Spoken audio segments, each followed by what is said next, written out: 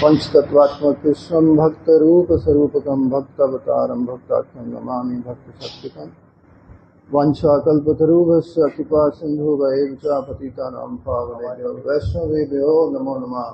भक्त्या विहीनापराधलक्ष्ये क्षिप्तस्य कामादि तरङ्गमध्ये कृपामयीं त्वां शरणं प्रपन्ना वन्दे नमस्ते शरणार्थिम्।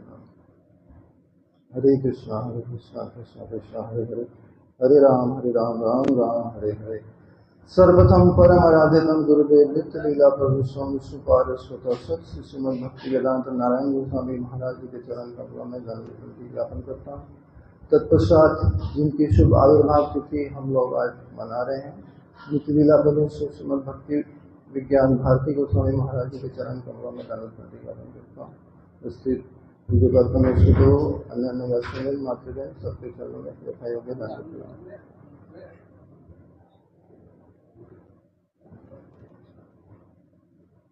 श्रील महाराज जी का जीवन चरित्र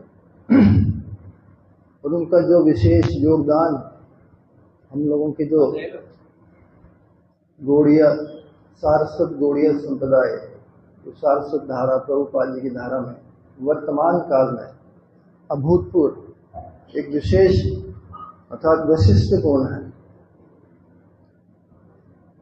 हम लोग श्री चैतन्य महाप्रभु जब इस जगत में आए और उन्होंने अपना प्रचार कार्य आरंभ किया, तो उन्होंने गौड़िया जनों के लिए एक तो शिक्षाष्टक रूपी ग्रंथ दिया, उसके अलावा 8 एक प्रिस्क्रिप्शन दिया जिसमें 8 जिसे कह सकते हैं औषधियां या विचार दिए गए शिक्षाष्टक के अलावा। और वो जो विचार हैं 8, यदि हम उनमें से एक को भी नहीं मानते, हमने 7 माने एक नहीं माना, तो हम लोग जो महाप्रभु द्वारा इस जगत में दी जाने वाली विशेष अवदान अनर्पित चरण चिराग जो उनका गिफ्ट है, वो हम लोग उसको प्राप्त नहीं कर पाएंगे। अब ये जो महाप्रभु ने जो प्रिस्क्रिप्शन दिया, विचार दिए 8, वो कौन कौन से हैं? श्रील भक्ति विनोद ठाकुर नवदीप धाम महात्म्य के अंतर्गत 16वें अध्याय में बताते हैं, हम लोगों ने श्रवण किया कि इस प्रकार हमारे समस्त आचार्य लोग नवदीप धाम में गए, समस्त आचार्य, और वहां उन्होंने महाप्रभु से कृपा की प्रार्थना की। और महाप्रभु ने उनको जब निम्बार्काचार्य महाप्रभु से भेंट हुआ तो उन्होंने कहा कि आप के संप्रदाय से जो विचार है मैं उसका प्रचार करूंगा। तो भक्ति विनोद ठाकुर जी वहां कह रहे हैं कि महाप्रभु ने इस चारों संप्रदाय से 2-2 विचारों को संग्रह किया। मध्वाचार्य से उन्होंने 2 विचार संग्रह किए, बता सकते हैं 2 विचार मध्वाचार्य संप्रदाय से जो संग्रह किए? हाँ? मायावाद का खंडन, केवलाद्वैत का खंडन और कृष्ण विग्रह, श्री विग्रह की नित्यता। महाप्रभु ने इसी संप्रदाय को स्वीकार किया। रामानुजाचार्य के 2 विचार ग्रहण किए,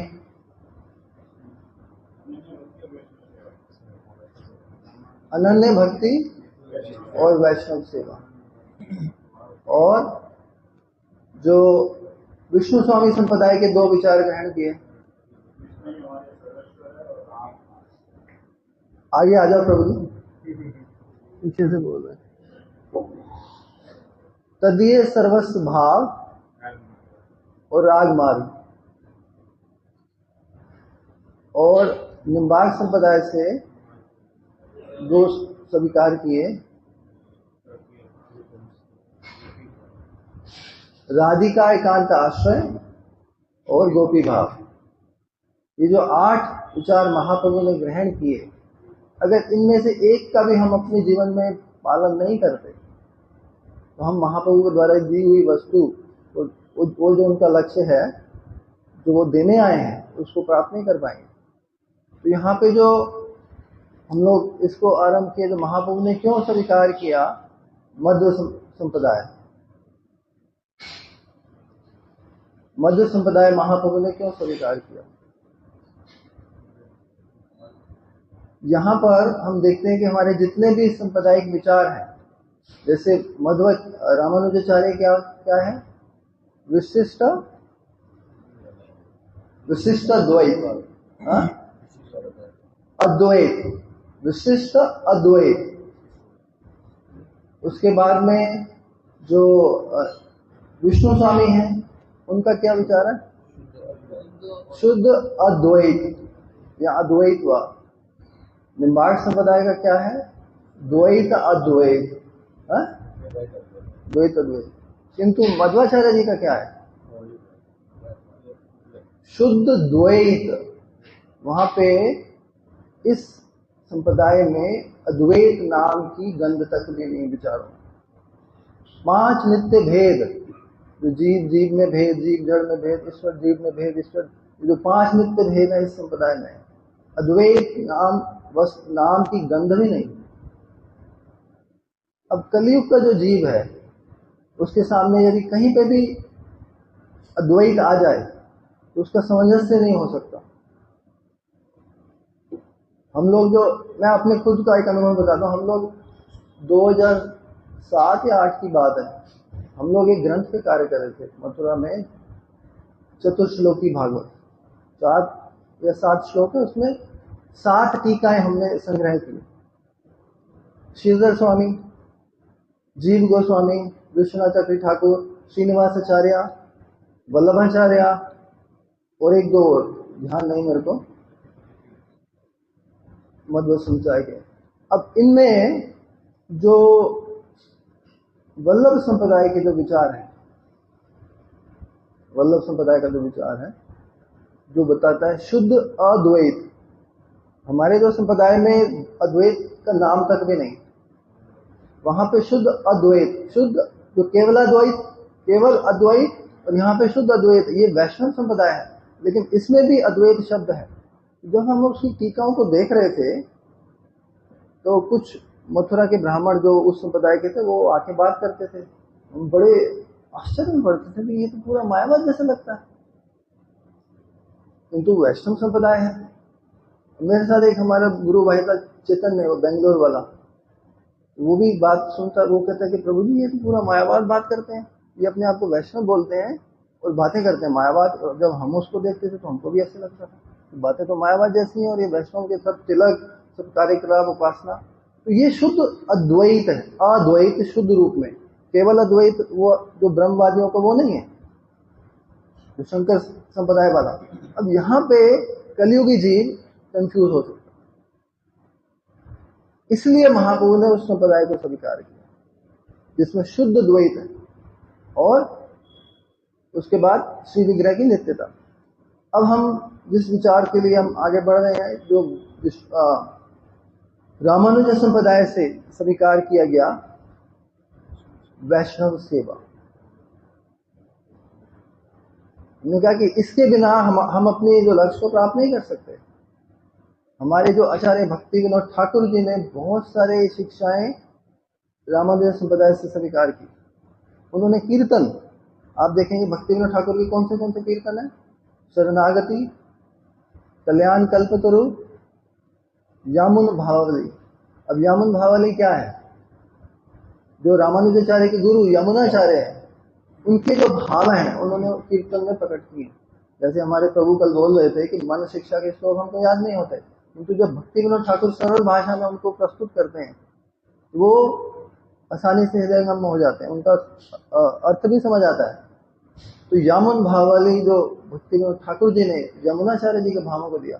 इसके अतिरिक्त प्रभुपाद जी ने क्या स्वीकार किया, आप दक्षिण भारत में जाएंगे, जो रामानुजाचार्य जी का जो श्रीरंगम मंदिर है, उसकी जो 7 जो वो बने हुए हैं ड्योढ़ी, 7 जो उसके परिक्रमा है, सबसे बाहर में प्रभुपाद जी ने महाप्रभु के चरण चिन्हों का स्थापना की, और उन्होंने अलवरों की जीवनी हम लोगों ने भगवत पत्रिका में भी उसको प्रकाशित किया हिंदू में, अलवरों की जीवनी।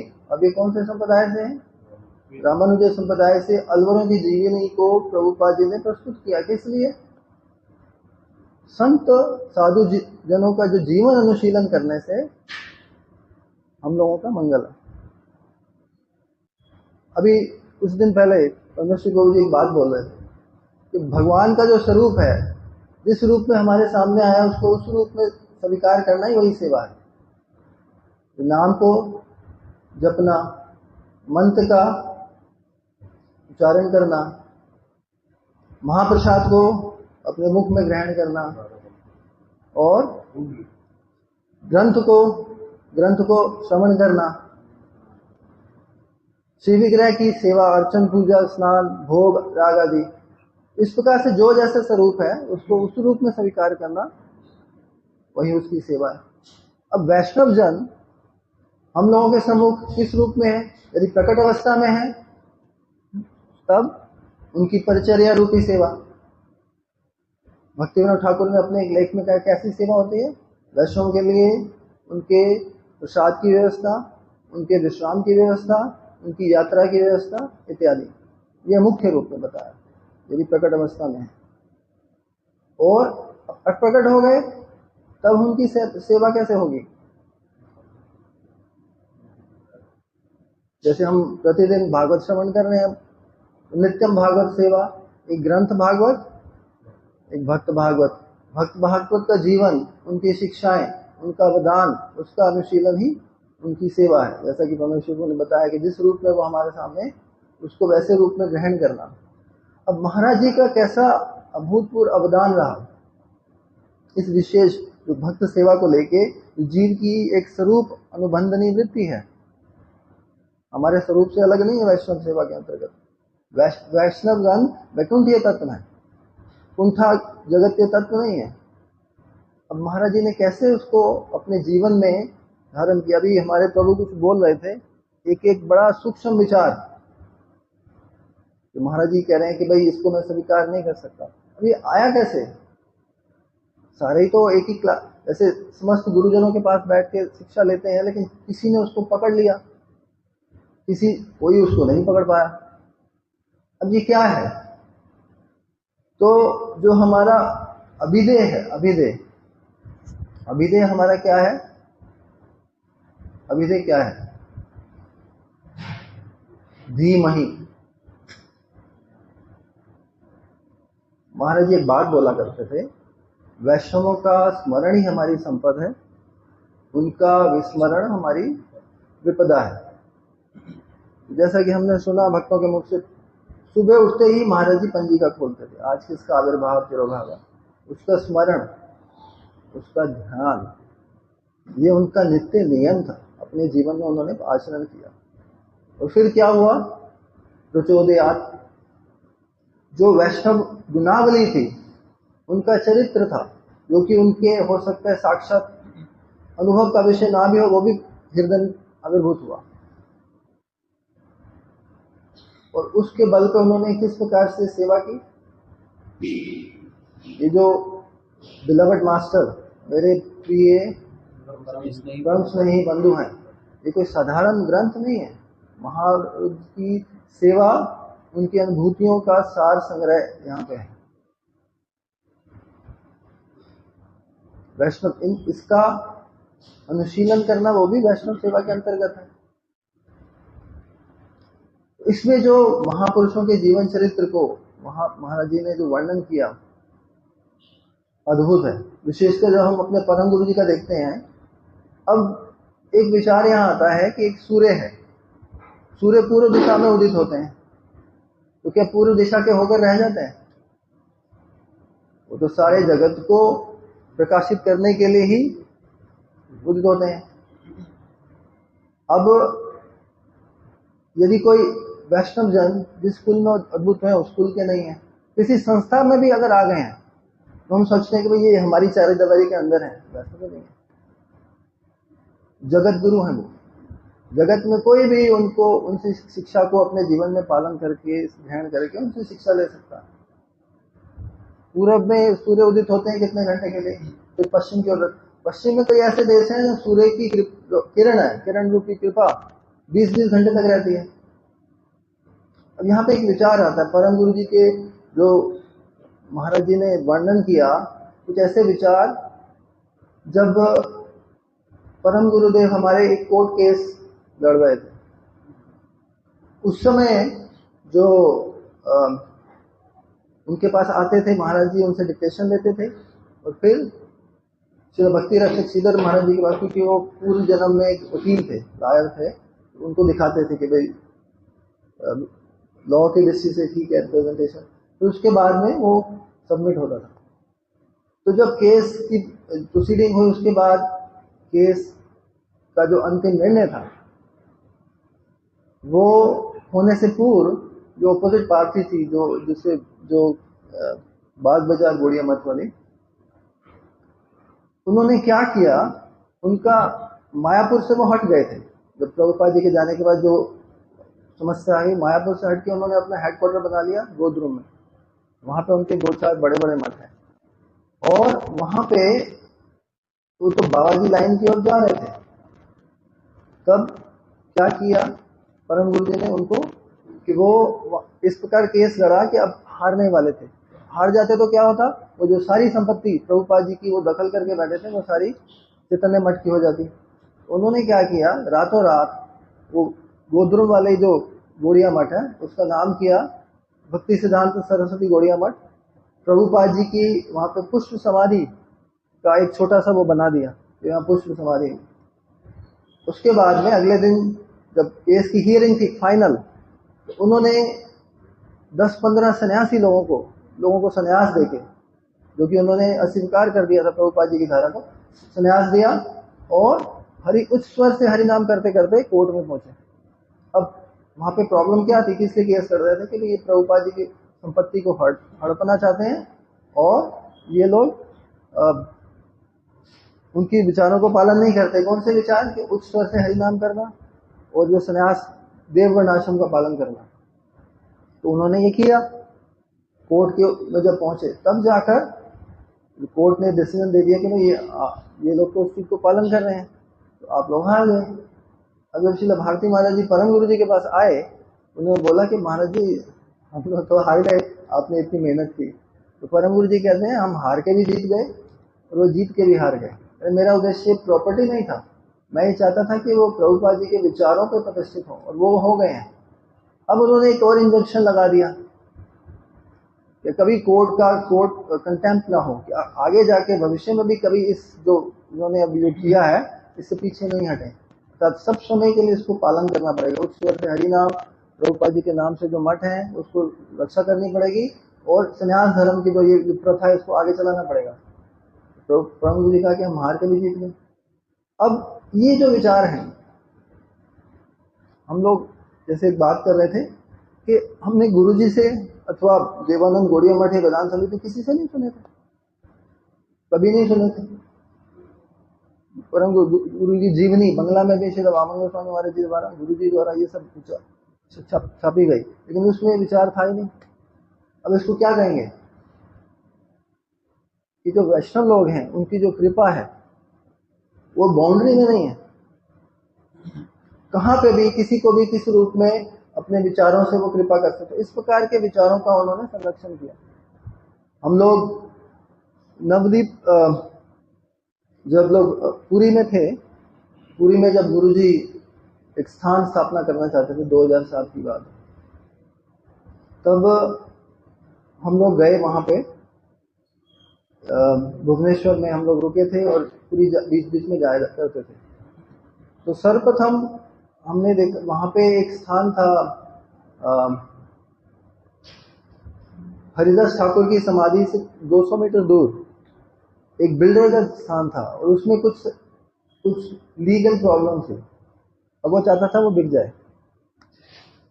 वो बिल्डर सुबह जगन्नाथ मंदिर में मिलता था हमारे सिंघानिया जी को।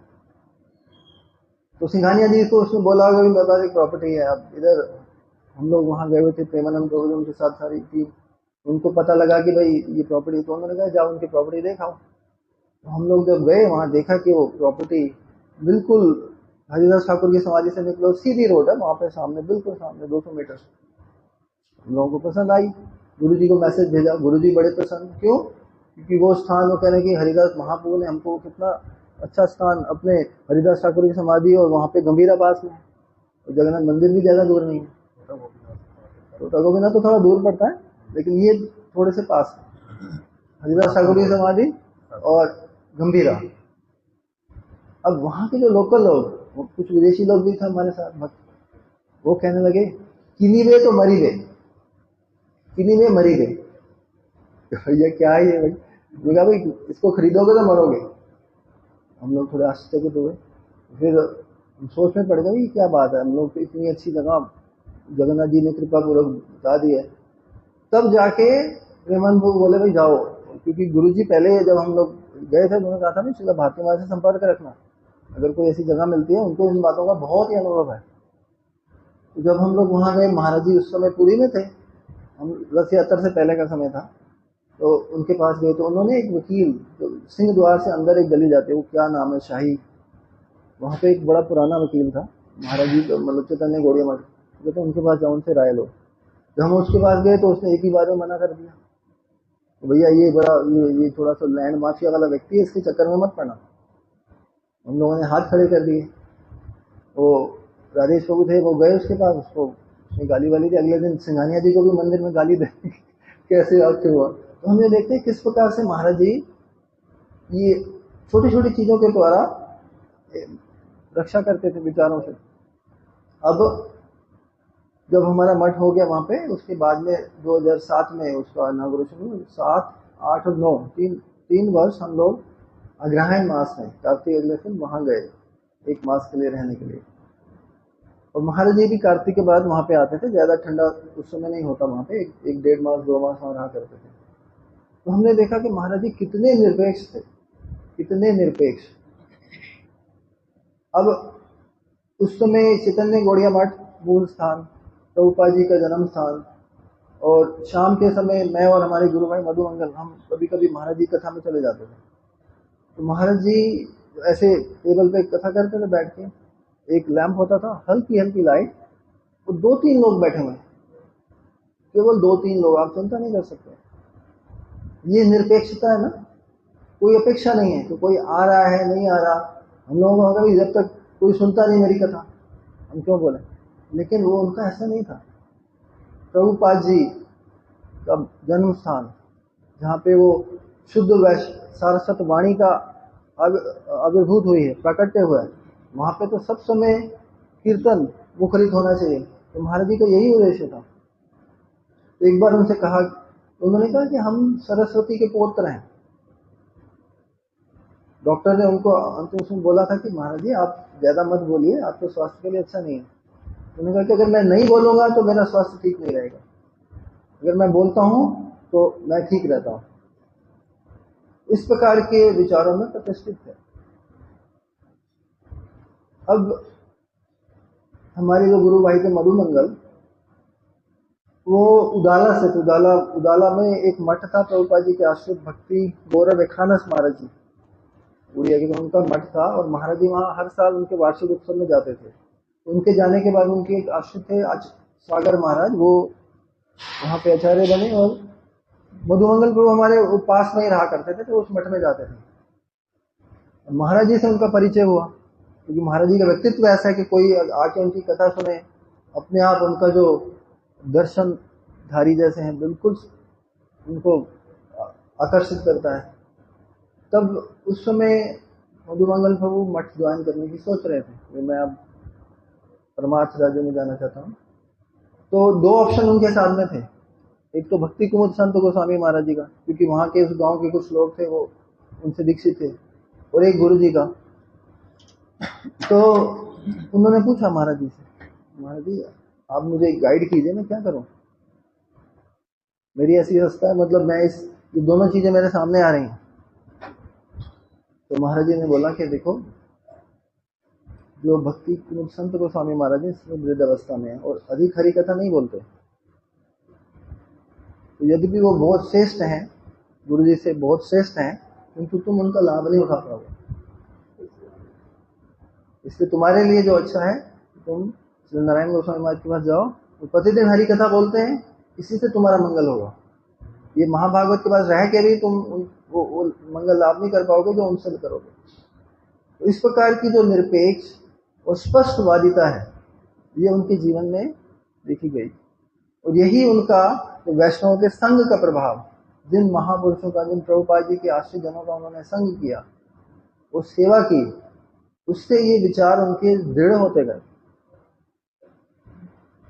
जैसे कि उन्होंने बोला कि महाराज जी कहते थे कि मैं यशमैन, किसी के प्रसन्न करने के लिए कुछ बात नहीं बोलनी, जो वास्तव में सत्य वस्तु है उसी का परिवेशन करते थे। एक व्यक्ति बैठे, दो व्यक्ति बैठे, कोई नहीं बैठे, लेकिन सत्य का परिवेशन होना। इस प्रकार से महाराज जी का जो विशेष योगदान रहा, विशेषकर वैष्णव सेवा की दृष्टिकोण से, हम लोग खुद देखते हैं कि हमारे मठों में भी अब ये जो विचार है वैष्णव सेवा का, अब भक्त लोग उस चीज को अपने जीवन में जीने लगे हैं। जैसे कि कल परमेश्वर वो कह रहे थे कि केवल उस विचार का कीर्तन ही नहीं, उसको जीना है। तो वैष्णव सेवा, वैष्णवों का जीवन चरित्र अनुशीलन करना, यही उनका जो विशेष योगदान रहा हम जीवों के लिए, वर्तमान जो पीढ़ी है उसके लिए। अगर ये नहीं होता तो हम लोग अपराध के पंख में निश्चित रूप में निमज्जित हो गए। क्यों? क्योंकि हम देखते हैं कि जब सूरज उदित होता है तो उसकी जो प्रकाश है सर्वत्र उपलब्ध होता है, लेकिन जब राहु केतु आ जाते हैं, है ना, तो वही किरण अगर अब राहु केतु से होके आ रही है, वही किरण लो सत्यानाश कर देगी। किंतु अब क्या है, वही ऐसे अपराधी जन उठ के खड़े हो जाते हैं, उस कृपा आलोक में बाधा स्वरूप।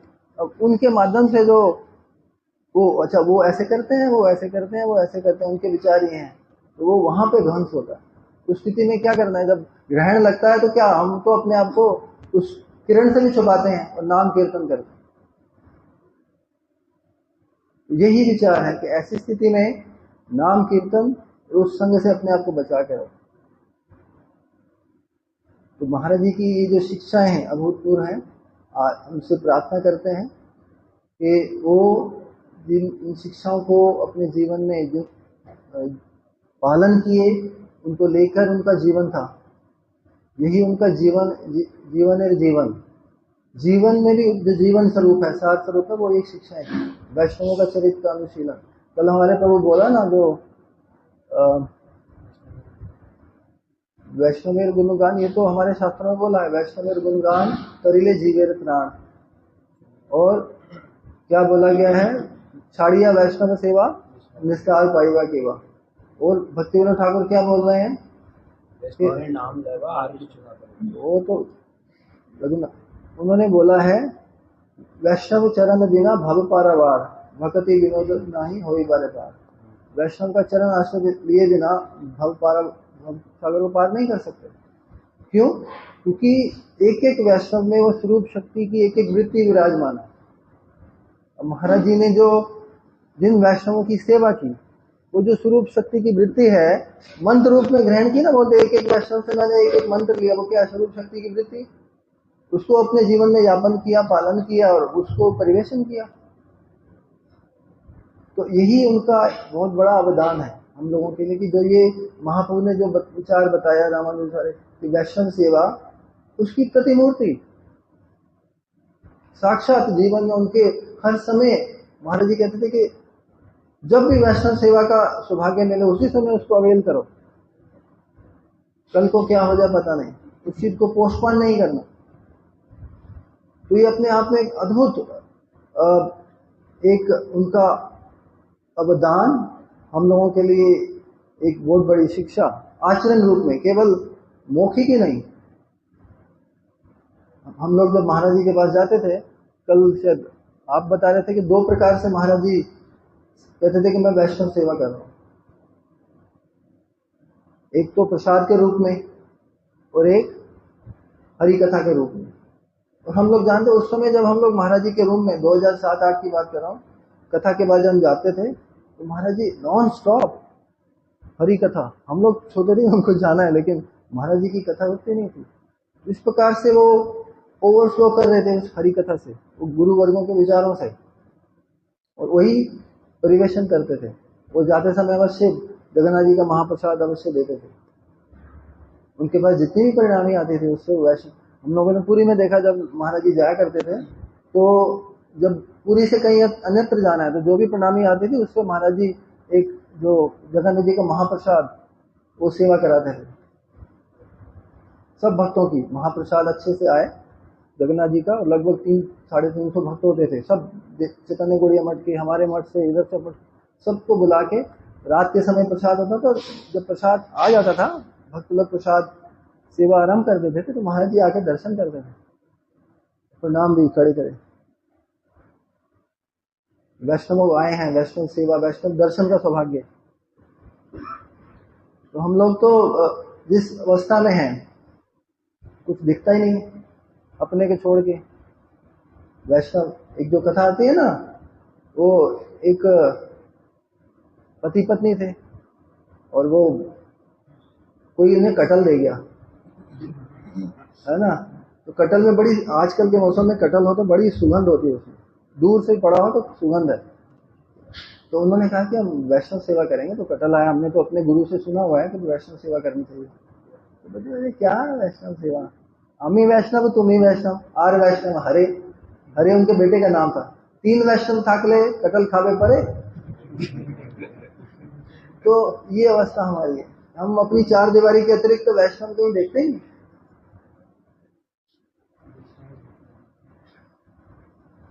लेकिन ऐसी बात नहीं, भक्ति वृत्ति स्वतंत्र है। जहां पे वो आविर्भूत होती है वहीं वैष्णवता प्रकाशित होती है। वो किसी कुल की या संस्था की बाउंड्री के अंतर्गत नहीं है। ये हमारी इस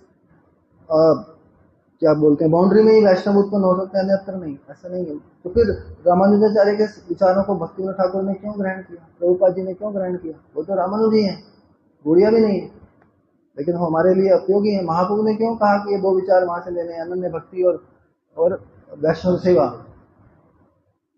तो ये सार्वभौम विचार है, और इनको लेकर ही जो भक्ति वृत्ति है बड़ी कोमल और जिसे बोलते हैं मधुर है। इन्हीं विचारों की रक्षा करते हुए आगे चलना है। तो महाराज जी की अद्भुतपूर्व शिक्षा, उनके चरणों में जिन शिक्षाओं को लेके उन्होंने जीवन यापन किया, परिवेशन किया, आज भी उनकी जो कृपा, इन जो ये ग्रंथ हैं, इन विचारों के रूप में सर्वत्र हमको सुनने को, हम यही प्रार्थना करते हैं कि हमें वो शक्ति प्रदान करें, इनके अनुसार अपने जीवन को जी सकें। जैसे कि कल परमेश्वर जी बोल रहे थे कि हमें जीना है, इनको केवल उपदेशक नहीं बनना, लेकिन जीना है। यही कहकर मैं अपनी वाणी में विराम देता हूँ। अरे राधारमण कहाँ गया? तो आज हम लोग इसे बना रहे हैं ओम विष्णुपाद अष्टोत्तर भक्ति विज्ञान भारती गोस्वामी महाराज की आविर्भाव तिथि कल ही थी, आज बना रहे हैं। तो कल हम लोगों की महिमा श्रवण की। निष्किंचन महापुरुष, अकिंचन महापुरुष, बड़ा ही शिक्षाप्रद जीवन चरित्र रहा है।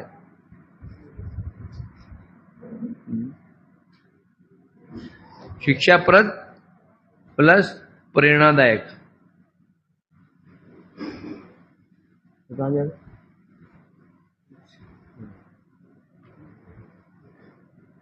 उनका जो आचरण था, आचरण अपने आचार्य धर्म जीवन सिखाए।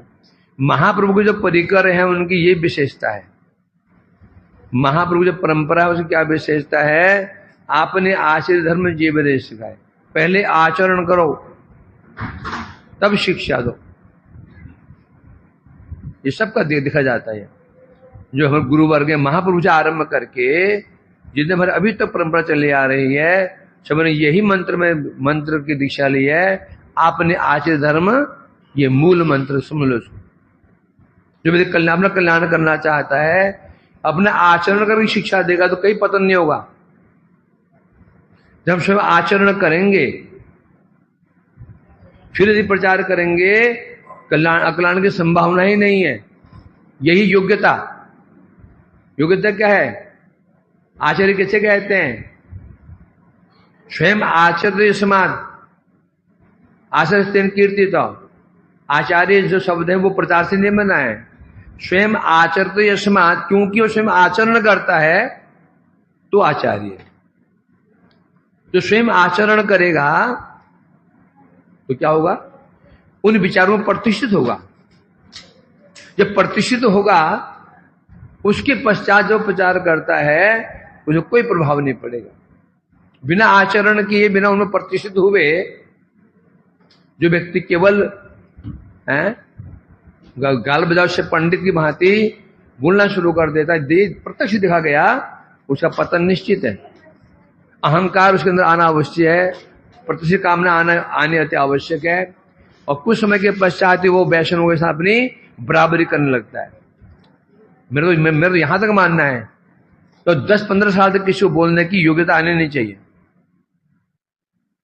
15 साल तक किसी को बोलना सिखाना ही नहीं चाहिए नए बच्चों को।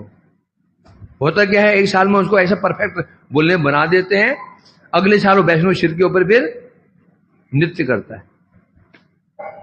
हम जानबूझ करके अपने शरणागतों को नरक की ओर धकेल देते हैं। सीख बोलना सीख, सीख बोलना सीख, सीख बोलना सीख जाता है। नए बच्चे को ये एक विद्या, बोलने की कला देना, मतलब एक अबोध बच्चे के हाथ में रिवॉल्वर पकड़ा देना। या स्वयं को मारेगा वो या अन्य को मारेगा। कम से कम जब तक वो जो अनुभव उसको नहीं हो, उससे पहले जो बोलने का आदेश आगे देने ही नहीं चाहिए। जो मैंने देखा है, अब ये करते हैं, परिणाम सामने दिखाई पड़ता है।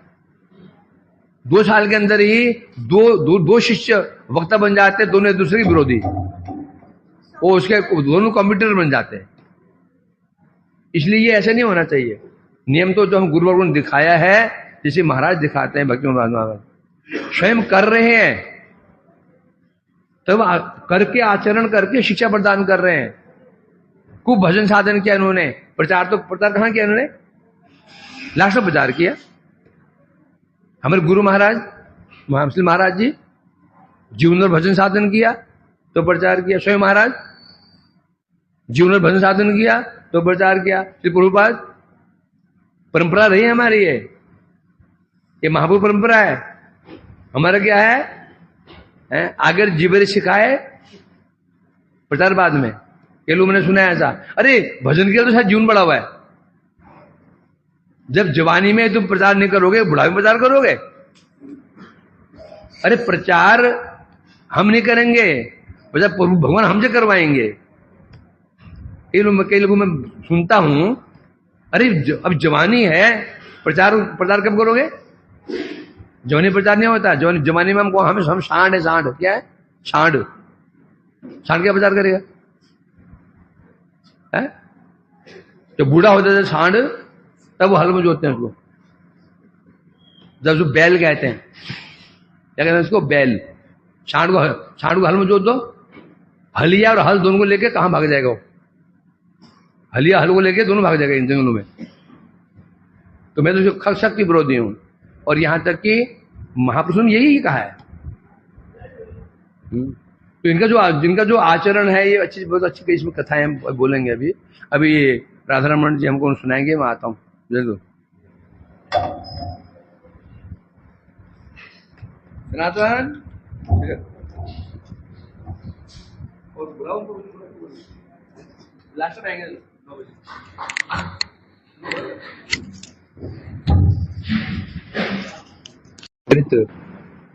अभी मैं ग्रंथ मेरे हाथ में है, ये मैंने पढ़ा नहीं, अब पढ़ा है। ये बड़ा सुंदर एक आर्टिकल है। आप वहां आपका मन जान, आप वहां आपका मन जान। क्या बता रहे हैं? बात सामान्य सी है, परंतु देखो कितना ग्रंथ बता रहे हैं। मन ही शरीर आत्मा के बीच माध्यम है। मन शरीर तीन चीज है। अंदर आत्मा है, बाहर शरीर है, जब मन है। मन है माध्यम। माध्यम किसे कहते हैं? जो बाहर की वस्तु को अंदर की वस्तु से जोड़ता है, उसे माध्यम कहते हैं। दो वस्तु ना, रस्सी जोड़ दो वस्तुओं को, दो वस्तुओं के बीच में रस्सी जो माध्यम बने हुए जो कैच किए हुए। तात्पर्य कहने से उदाहरण दे रहे हैं। तात्पर्य ये हुआ कि हम कोई भी कार्य करते हैं मन से ना करें, वो कार्य नहीं माना जाता। जगत में भी एक मर्डर हो गया तो ये खोजा जाता है मर्डर मन से किया या क्रोधवश, मन से मतलब षड्यंत्र बना करके, या गुस्से में ईंट हाथ में थी मार दी, सिर के मर गया। कोर्ट भी देखता है जगत में इन मर्डर क्या कोल्ड माइंड क्या, कोल्ड माइंड मर्डर क्यों ना, ठंडे दिमाग सोच के मर्डर किया, गुस्से में हो गया। तो आवेश में जो मर्डर होता है काफी हद तक उसमें सजा में रियायत मिल जाती है, पक्की बात है, ये जज बोलता है। यदि कई साल पहले से वो प्लान बना रहा था सीधा फांसी यहाँ पे आजम कर रहा, तो ये देख रहे हैं सामान्य जगत में भी मन से किया गया कार्य ही कार्य कहलाता है। मन से जो कार्य हम नहीं करते हैं वो कार्य नहीं होता। रह रहा पाकिस्तान में, मन इंडिया में, तो पाकिस्तानी नहीं कह सकते हैं। रह रहा इंडिया में, मन है पाकिस्तान में, उसको इंडिया नहीं कह सकते। तो यहां बता रहे हैं कि उदाहरण दे रहे हैं, एक व्यक्ति एक विद्यार्थी स्कूल में जाता है, उसकी उपस्थिति बहुत अच्छी है, 90% एंड 80%, 100% उपस्थिति है, रोज जाता है, परंतु जाता तो है और मन उसका विद्यालय में नहीं है, वो उपस्थिति उसको परीक्षा में उत्तीर्ण नहीं करा सकता, मन की है ना। इसमें एक उदाहरण देने पर सुंदर प्रभुपाद जी का, वो कह रहे हैं, समय है प्रभुपाद जी का समय का, तो उसमें मठ में एक ब्रह्मचारी निवास करता था, 2-3 साल से मठ में रह रहा था। एक दिन प्रभुपाद जी ने सब भक्तों सामने उन भक्तों से पूछा, ये जो बच्चा बैठा हुआ ये कौन है? सब बैठे थे, सबसे पूछा ये जो ब्रह्मचारी ये कौन बैठा हुआ है? सुनकर सबसे बड़ा आश्चर्य हुआ, है तो 3 साल से प्रभुपाद जी को दीक्षा भी दे रखी है, मंत्र भी दे रखे हैं, और फिर हम जब पूछे ये कौन है, ये सीधी बात मठ का आदमी है। अब पूछ रहे हैं तो कोई तो अब रहस्य होना चाहिए ना। मूर्ख क्या बोलेगा, प्रभु जी ये तो माधव है। अरे पूछ रहे हैं ये कौन है, ये जानते नहीं हो। जो बुद्धिमान भी सोचे कोई तो रहस्य होगा ना, और तपाक से उतर नहीं देगा। अब वहां से बुद्धिमानी बैठे थे, अब समझ नहीं पा रहे क्यों पूछ रहे हैं ये कौन है? तो सबने पूछा, प्रभुपाद आपकी जो भाषा हमें समझ में नहीं आ रही, क्योंकि है ना मन से वापुसा वाचा तो पूछा। भगवान और भक्तों की वाणी को समझना आसान नहीं होता। हम क्यों पूछ रहे हैं, हम समझ नहीं पा रहे हैं, आप ही बताइए ये कौन है? प्रभुपाद जी ने कहा मैं सत्य कह रहा हूं। उन्होंने पूछा, प्रभु जी तो ये मठ में ही रहता है 2 साल से, आप क्यों पूछ रहे हैं? उनका मैं सच कह रहा हूं, मैंने मठ में आज तक दिखाई नहीं, मैंने आज तक इस मठ में दिखाई नहीं। तुमका 2 साल से रह रहा है, मैंने आज तक मठ में दिखाई नहीं इसको। तो पास में बैठे थे, प्रभु जी क्या कह रहे हैं? आपको प्रणाम भी करता है, कीर्तन आप देखते हैं, हमें देखते रहे, यहां घूमता रहता है, ऐसे क्यों कह रहे हैं? आपके जो गूढ़ जो वचन है ना समझ नहीं पा रहे हैं, ये समझा दीजिए। प्रभुपाद जी, भले ही ये व्यक्ति शरीर से मन में मठ में रह रहा हो, इसका मन मठ में है ही नहीं। रह तो मठ में रहा है, मठ में इसका मन नहीं है, इसका मन हमेशा बाहर भ्रमण करता था, घर में बाहर भ्रमण करता रहता है, इसलिए मठवासी नहीं है। इसी विपरीत बड़ा अच्छा उदाहरण है, सब भक्त बैठे हुए थे, अकस्मात प्रभुपाद जी ब्रह्मचारी से बोले, चुपचाप बैठा हुआ है, ये ब्रह्मचारी चुपचाप बैठा हुआ है, चुपचाप। प्रभुपाद जी कह रहे हैं उससे, वहां बैठ के बकबक क्यों कर रहा है? अकेले में एक कोने बैठा हुआ चुपचाप, चिल्लाए, वहां बैठ बकबक क्यों कर रहा है? भक्त आश्चर्य, बकबक कहां कर रहा है? वो चुप करे बैठा हुआ है। भक्तों तो प्रभु ही क्या है, क्योंकि प्रभुपाद जी सर्वज्ञ थे, वो अनुभव कर रहे थे कि ये व्यक्ति बैठा तो यहाँ पर है। भक्तों ने पूछा कि वो बाबा कहाँ कर रहा है, अरे बाहर में चुप चुप बैठा हुआ है। अंदर से कितनी बातें सोच रहा है, कितनी बातें सोच रहा है, यहाँ की बात है, वहां की बात है, वहां की बात है। बाहर तो शांत नहीं बैठा, वो महाशांत है ना। तो एक मुहूर्त के लिए भी शांत नहीं है। जो कहा ना क्या तिष्ठन् बजे क्या क्वेश्चन क्या है, तन्नाम मनसा क्या जीव रचना मनुष्य नियोज्य, ये पक्की बात। मन तदा आवेश तक बहुत गतिम गता है ना। जो व्यक्ति मन से भगवान का स्मरण कर लेता, आवेश, चाहे वो कामात हो, द्वेषात हो, भयात हो, स्नेहाद हो, यथा भक्तेश्वर मन आवेश, किसी प्रकार से मन भगवान आविष्ट हो जाता है, चाहे वो विपरीत भाव से भी हो, मन आविष्ट हो जाता है तो उसके पाप नष्ट हो जाते हैं। तो यह कि कहने मतलब तात्पर्य क्या होगा, भक्ति क्रिया जो भजन साधन कर रहे हैं, यदि मन से कर रहे हैं, मन युक्त है तो वो भक्ति क्रिया है। यदि मन हमारा वहां पर नहीं, मन हमारे विषयों में लगा हुआ है, वो भजन भक्ति क्रिया होने पर भी क्रिया नहीं।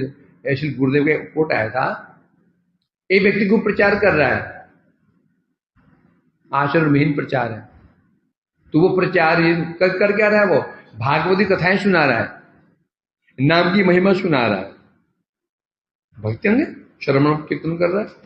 परंतु यदि स्वयं आचरण नहीं कर रहा है तो उसका वो भक्ति क्रिया भी भक्ति क्रिया ना होकर के कर्म बन जाता है।